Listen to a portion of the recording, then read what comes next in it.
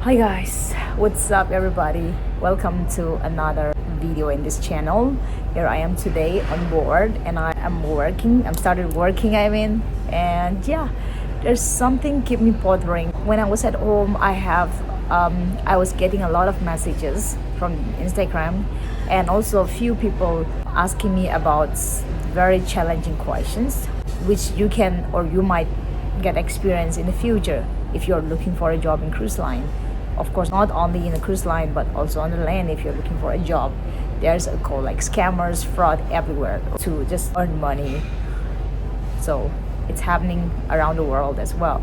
So this brought to my attention that I should make this video for people who are looking for a cruise line and like who keep on in touch with me regarding this, job details and all. And as I've been uploading or updating about job details for cruise line, I feel that I should also make this video as an awareness for who is like literally checking and watching my videos. That's the reason why here I am today. Don't skip this video. Those people are facing some experience which is really challenging about the job. So they got hired and they got an offer letter, and now as soon as they got an offer letter, they are getting an email that they need to pay like 10,000, 15,000 from the very beginning as soon as they got the offer letter.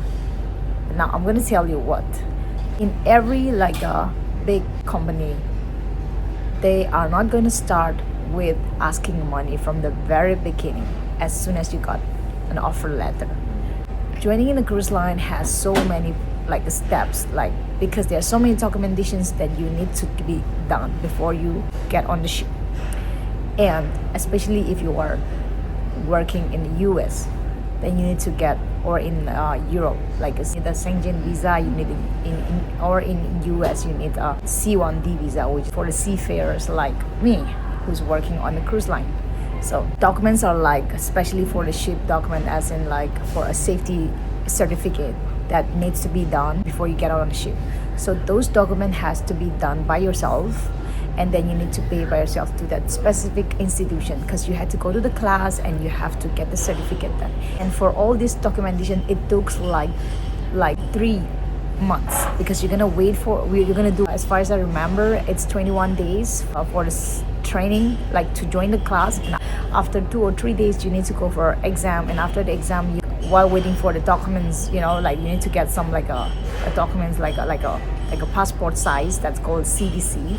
So you need to get that for another 45 days to get it done. And after that, you can go ahead for the medical. And once you're done with medical stuff, you can go ahead and email the hiring agency that you are done with all this stuff. Then they will give you a joining letter. And once you get the joining letter, you can start applying for visa. And you can also start booking the flight ticket, or maybe you can pay for yourself or the company. It depends on the situation. Sometimes they pay for you and sometimes you need to pay by yourself. So this is the whole process.